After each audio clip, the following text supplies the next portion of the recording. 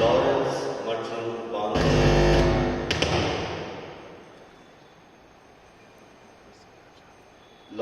மற்றும் பானுஸ்ரீ கிளாரா இவர்களின் இரண்டாவது திருமணாண்டின் 20வது திருமணாண்டின் போது கடவுளுக்கு நன்றிதலாக திருப்பலியை தருகின்றார்கள்.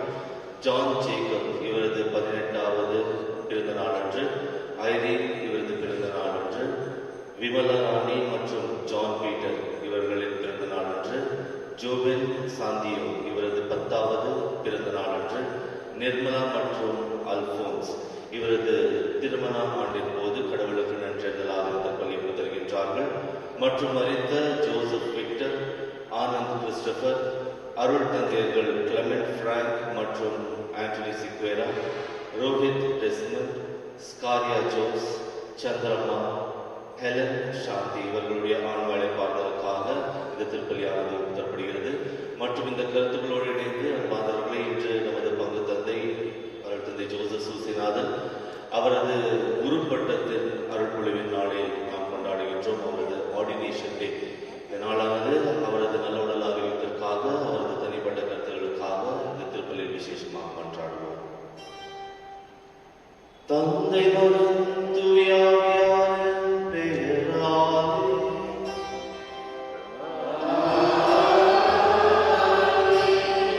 நம் ஆண்டவராகிய இயேசு கிறிஸ்துவின் அருளும் கடவுளின் அன்பும் தூய ஆவியாரின் நட்புறவும் உங்கள் அனைவரோடும் இருப்பதாக.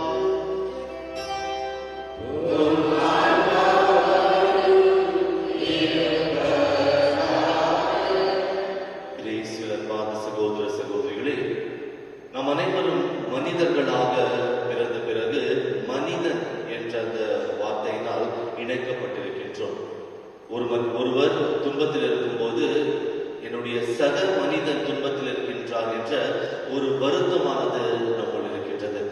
இந்த காலகட்டத்தில் நம்மை இணைக்கும் ஒரு கருவி என்ன என்று பார்க்கும்போது ஜெபம் மனிதர்கள் அனைவரையும் இணைக்கும் ஒரு கருவியாக இருக்கின்றது. யார் என்று தெரியாவிட்டால் கூட பரவாயில்லை, நாம் ஜெபத்தின் வழியாக அவரோடு இணையலாம். இன்றைய நற்செய்தியில் நாம் பார்க்கின்றோம், மனிதராக பிறந்த ஆண்டவர் இயேசு கிறிஸ்து ஜெபத்தின் வழியாக நமக்காக பரிந்துரைப்பதை பற்றி நாம் தியானிக்க போகிறோம். அன்பானவர்களே, ஜெபம் என்பது சுயநலத்தோடு எனக்காக வேண்டும் ஒரு இடம் அல்ல, மாறாக மற்றவர்களுக்காக கூட நாம் கடவுளிடம் பரிந்து பேசலாம் என்ற ஒரு இடமாக இருக்கின்றது. இன்றைய நாளில் நாம் நமக்காக மற்றும் ஜெபிக்காமல் நம்மை சார்ந்த அனைத்து மனிதர்களுக்காகவும், உலக சமாதானத்துக்காகவும், குடும்ப சமாதானத்துக்காகவும் ஜெபிக்க வேண்டிய இடமாக இருக்கின்றது. இந்த திருப்பலியில் விசேஷமாக நாம் செய்த அனைத்து தவறுகளுக்காக தந்தையாக இறைவனிடம் மன்னிப்பு கேட்டு அவரது ஆசையை பெறுவோம்.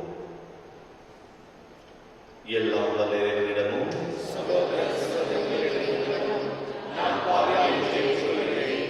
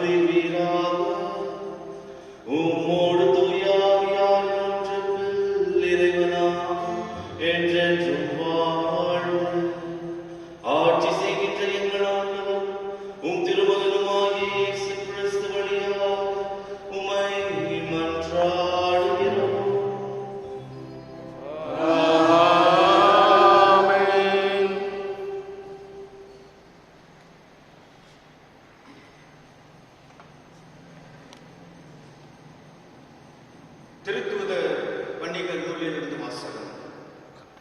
அந்நாள்களில் பவுல் எபேசு சபையின் மூப்பரிடம் கூறியது, தமது சொந்த இரத்தத்தால் தமதாக்கிக் கொண்ட கடவுளின் திருச்சபையை மெய்ப்பதற்கு தூய ஆவியார் உங்களை கண்காணிப்பாளராக ஏற்படுத்தியுள்ளதால் உங்களையும் மந்தை முழுவதையும் கவனமுடன் காத்துக் கொள்ளுங்கள். உங்களை விட்டு நான் சென்ற பின்பு கொடிய ஓநாய்கள் உங்களுள் நுழையும் என்பது எனக்கு தெரியும். அவை மந்தையை தப்பவிடாதவாறு தாக்கும். உங்களிடமிருந்து சிலர் தோன்றி சீடர்களையும் தம்மிடம் திசை திருப்பும் அளவுக்கு உண்மையை திருத்திக் கூறுவர். எனவே விழிப்பாயிருங்கள். 3 ஆண்டு காலமாக அல்லும் பகலும் இடைவிடாது கண்ணீரோடு நான் உங்களுள் ஒவ்வொருவருக்கும் அறிவுறுத்தி வந்ததை நீங்கள் நினைவில் கொள்ளுங்கள். இப்போதும் நான் உங்களை கடவுளிடம் ஒப்படைக்கிறேன். அவரது அருள் வார்த்தைக்கும் உங்களை கட்டுப்படுவீர்கள். அவ்வார்த்தை வளர்ச்சியையும் தூயதோர் அனைவருக்கும் உரிய உரிமை பெற்றியும் உங்களுக்கு தரவல்லது. எவருடைய பொன்னுக்கோ வெள்ளிக்கோ ஆடைக்கோ நான் ஆசைப்பட்டதில்லை. என்னுடைய தேவைகளுக்காகவும் என்னோடு இருந்தவருடைய தேவைகளுக்காகவும் இந்த என் கைகளே உழைத்தன என்பதை நீங்கள் அறிவீர்கள். இவ்வாறு பாடுபட்டு உழைத்து நெல்லிவுற்றோரை துணை நிற்க வேண்டும் என்று அனைத்திலும் உங்களுள் வழிகாட்டினேன். அதோடு பெற்றுக்கொள்வதை விட கொடுத்தலே பேருடைமை என்று ஆண்டவரை கூறியதை நினைவு கூறுங்கள் என்று கூறினேன். இவற்றை சொன்ன பின் அவர் முழந்தால் படியிட்டு அவர்கள் எல்லோரோடும் சேர்ந்து இறைவனிடம் வேண்டினர். பின் எல்லோரும் பவுலை கட்டுத் தழுவி முத்தமிட்டு கதறி அழுதினர். இனிமேல் நீங்கள் என் முகத்தை பார்க்கப் போவதில்லை என்று அவர் கூறியது அவர்களுக்கு மிகுந்த வேதனை அளித்தது. பிறகு அவர்கள் கப்பல் வரைக்கும் சென்று அவரை வழி அனுப்பினர். இது ஆண்டவர் வழங்கும் அருள்வாக்கு. பதிலுரை பாடல் பல்லவி. உலகில் உள்ள அரசர்களே கடவுளை புகழ்ந்தேத்துங்கள். உலகிலுள்ள அரசர்களே கடவுளை புகழ்ந்தேத்துங்கள். கடவுளே உம் வல்லமையை காட்டியலும் என் சார்பாக செயலாற்றிய கடவுளை உம் வல்லமையை காட்டியலும். எருசலேமில் உமது கோவில் உள்ளது. எனவே அங்கு அரசர் உமக்கு காணிக்கை கொண்டு வருவர். பல்லவி. உலகில் உள்ள அரசர்களே கடவுளை புகழ்ந்தேத்துங்கள். உலகில் உள்ள அரசுகளை கடவுளை புகழ்ந்தேத்துங்கள். ஆண்டவரை போற்றி பாடுங்கள். வானங்களின் மேல் தொன்மை மிகு வானங்களின் மேல் ஏறி வரும் அவரை புகழுங்கள்.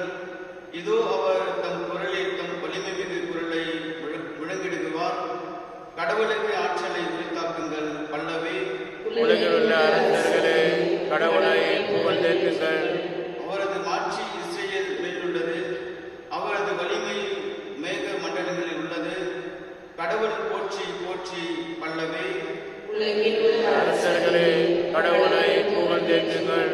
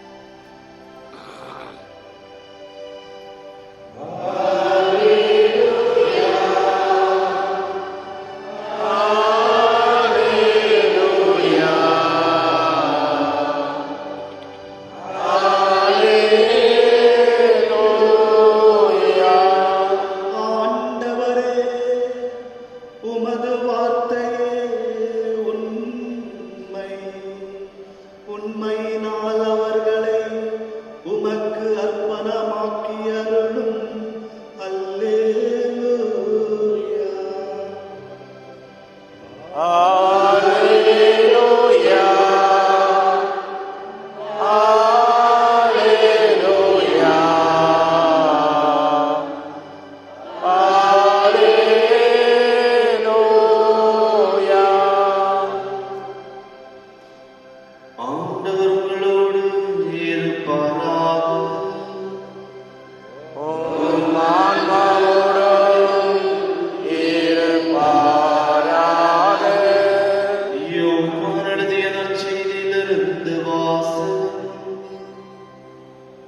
ஆண்டவரே மாட்சி உமக்கே.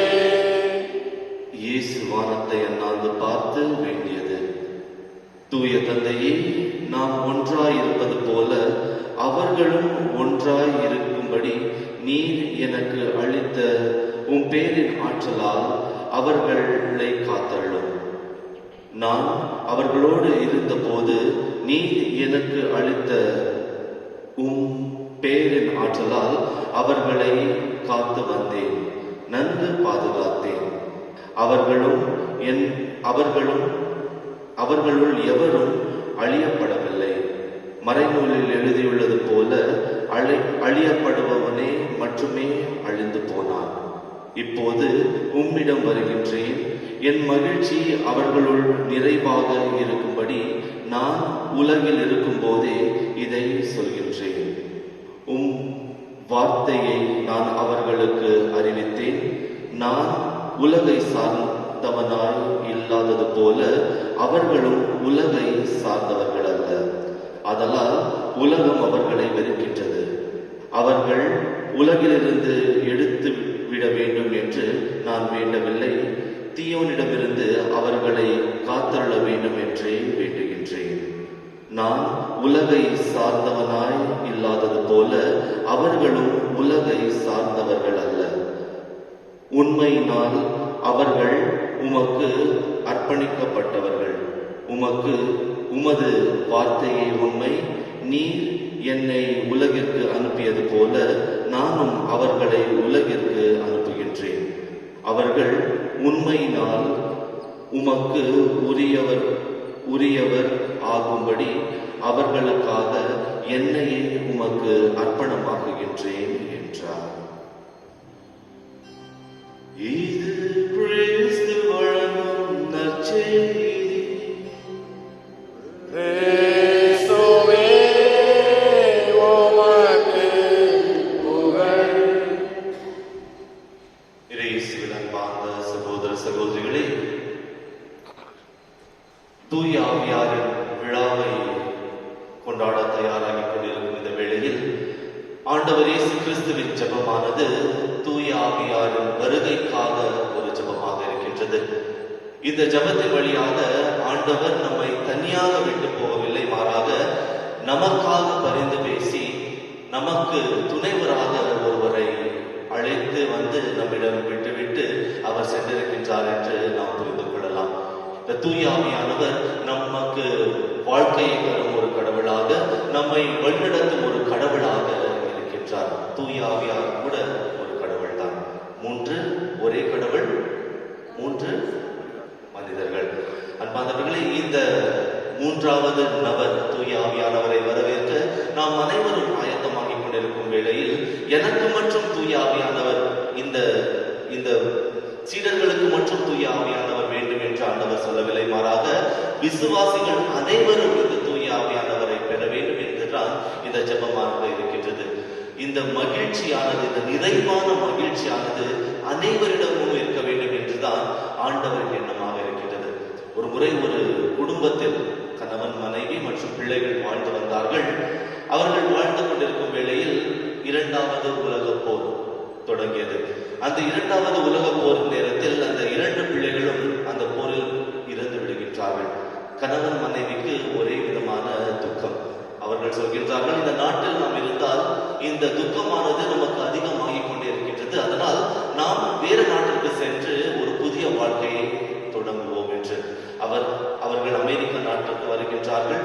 அந்த கணவன் நன்றாக திருச்சபையில் படித்ததால், விவிலிய ஞானம் இருந்ததால் குருமடத்தில் ஆசிரியராக பணியை ஏற்றுக்கொண்டு குருமடத்தில் கற்பிக்க தொடங்குகின்றான். அவன் கற்பித்துக் கொண்டிருக்கும் போது சில ஆண்டுகள் ஆன பிறகு மனைவியும் இறந்து விடுகின்றான். அப்பொழுது சில நாட்கள் அவன் குருமடத்திற்கு வருவதில்லை. அங்கிருந்த குருக்கள் அனைவரும் பார்த்து இவருக்கு என்ன ஆயிற்று என்று கேள்வி கொண்டு அவரது வீட்டிற்கு செல்கின்றார்.